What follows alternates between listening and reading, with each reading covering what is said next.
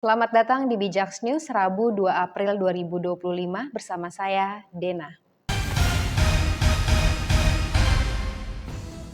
Informasi pertama, politisi PSI Ade Armando menyoroti fenomena pengiriman kepala babi ke kantor Tempo dan menganggapnya sebagai bagian dari operasi psikologis atau framing tertentu. Ia mempertanyakan apakah benar tindakan tersebut merupakan ancaman atau hanya upaya membangun persepsi bahwa Tempo sedang menjadi korban. Menurutnya, Tempo selama ini dikenal kritis terhadap berbagai pihak, bukan hanya pemerintah, melainkan juga pengusaha dan kelompok-kelompok lainnya. Pemberitaan Tempo termasuk dalam podcast Bocor Alus tidak menunjukkan adanya ancaman serius, sebab Tempo sendiri justru membahas isu ini dengan santai dan humor, ujarnya Selasa 1 April. Ia juga meragukan anggapan bahwa pengiriman kepala babi itu terkait dengan pemberitaan mengenai TNI atau kebijakan pemerintah, mengingat tidak ada liputan besar Tempo yang mengkritik isu-isu sensitif terkait pemerintahan saat ini. Ini kemungkinan adanya upaya sistematis untuk mendelegitimasi pemerintah melalui berbagai framing dan pemberitaan media, ungkapnya. Lebih lanjut, Ade Armando juga menyoroti peran Dewan Pers yang menurutnya gagal dalam menjalankan fungsi pengawasan terhadap media. Bahwa Tempo kerap mengutip narasumber anonim tanpa verifikasi yang jelas, sehingga menimbulkan potensi disinformasi, tegasnya. Menurutnya, Dewan Pers seharusnya lebih tegas dalam menegur praktik jurnalistik Tempo daripada meminta Hasan Nasbi untuk meminta maaf atas komentarnya terkait kasus kepala babi. Jadi, menurut saya, janganlah sekarang Dewan Pers menjadi lebay dan sok untuk mengatakan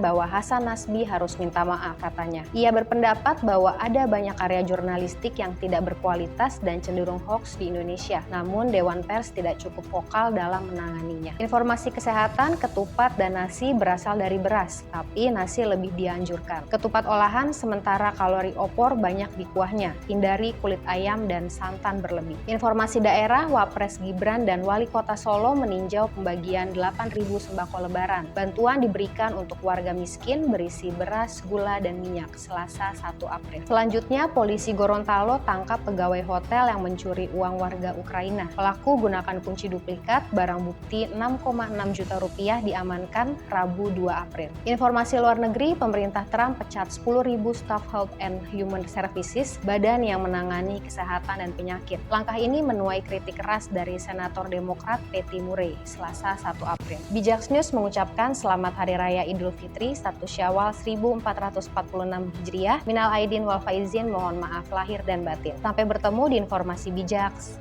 berikutnya.